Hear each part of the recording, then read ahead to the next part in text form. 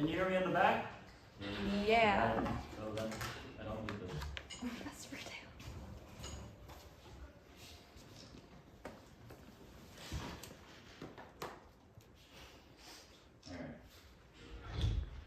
Alright. Hello, wannabe ladies and gentle boys. I'm here to talk about the ultimate question, how to live a good life. And the answer is surprisingly simple. It's Goldilocks porridge. Now, what does that even mean? Well, I'm pretty sure one of you mentioned the story of 3 bears and Goldilocks. I'm sure you're all familiar with the story. It's about a juvenile delinquent Goldilocks breaks into the innocent home of 3 bears, steals all their porridge, but she's picky too. She says, oh, I don't want the cold one because that's too cold. Oh, the hot one, that's too hot, I'm gonna burn my tongue. So I'm gonna go with the porridge that's just right for me. And that's what it is. It's your life, it's the life that's just right for you. So what does a just right life look like? Simple enough. Not too many friends, but enough to keep you company. Not too many life goals, but enough to have direction. Not too many restrictions and rules for life, but enough to keep you healthy. And you're probably thinking to yourselves, oh, that's it? That's the answer to the ultimate question? That's too simple. I could do that. Can you? Because I think you focused on the just part of it. I said just right, not right, just right. Here's a funny story. When I was in elementary school, I tried to steal my grandfather's watch. It was pretty expensive, and I needed to buy some gaming coins. So I tried it, and I got caught. And you know what my grandfather said? He said, I don't care what you do with your life, but you better do it right. Now, I want everyone here to close your eyes. Come on, close them, everybody. Yes, close your eyes. Thank you. And I want you to imagine all the activities that you've done so far, all the clubs, last year's integrated project, all the competitions that you've participated in. And I want you to count how many you've done right. Now, back to me, that's not really the highest number count, right? So, the problem I see with Camley students in my school, with me too, is we try to lead the life of billionaires. We try to start new projects. We try to get new teams going. We have new dreams, new goals every other day. We try to network with people, famous professors, but we never finish anything. We leave it all in the dust, and it's all unfinished. You're not billionaires, right?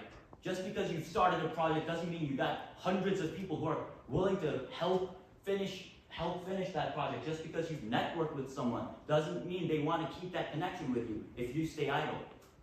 The 3 whines that I hear the most often in campus is, oh, I'm lonely, oh, I'm unaccomplished, oh, I'm overwhelmed. Of course you are overwhelmed. You're lonely because you don't invest the time to build intimate relationships with other people. You say, oh, I know this colleague, we listen to some classes together. Oh, we're friends. Oh, really? How much do you really know about that person? Do you know where they live? Do you know what they like? Do you know what music they love? I don't think so. I have 150 friends. Do I know what they do? No. So then can I call them friends? Not really. We say we're unaccomplished. Of course we are. When we look back at what we've done, when we look back at last year's integrated project, what we see is more work to be done. We never finished it. We never tied the knots to it. So when we look back, we're like, oh, I'm overwhelmed. I got to do more of that to finish something. Of course we are. So then, am I here to just scold all of you, maybe not you 3, but scold all the rest of you here and say, oh, you're doing your life wrong, I've given you this question and I'm not going to give you the answer to it. No. I'm here to give you a solution for it. And the solution's simple. It's find the life that's just right for you. But how do you do that? It's really difficult. Because you don't know what's just right for you until you've tried it. Just like Goldilocks, she doesn't Dr. Strange everything and, test the soup to test if it's cold or hot just before she eats it. No, she gotta take a spoon and dip it in and put it in her mouth to test if it's cold or hot or just right for her, right? And the pro tip here, and this aligns with the theme, is start with 3. 3 is the perfect number to start. Let's go back to friends, right? Because I mentioned friends. Friends are great. We all want more friends. We want to feel like we're in a relationship. Maybe some of you aren't. We all want boyfriends and girlfriends, right?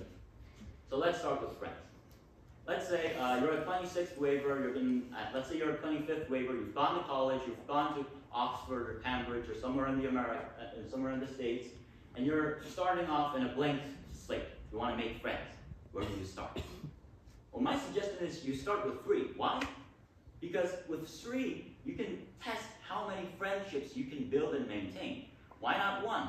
Well, let's say you had 1 friend. You devoted all your passion and all your effort. You do everything together. You do clubs together. And let's say you got a girlfriend. And your girlfriend and that 1 friend cheated on you. Well, then now that's not a friend, right? And now you're left with 0 friends. You got none, right? So that means you're alone. Let's say you got 2 friends. Let's say that's Mr. Garriott and what's your name? Jin Soyeon. Okay, so let's say it's Mr. Garriott and Jin Soyeon. And they fought because Mr. Garriott gave Jin Soyeon an F-. So then now I'm split between Jin Soyeon and Garriott. So I basically got 0.5 friends. That doesn't really count. So that's why we start with 3. Why not more than 3 then? Because you don't know if you can maintain those relationships.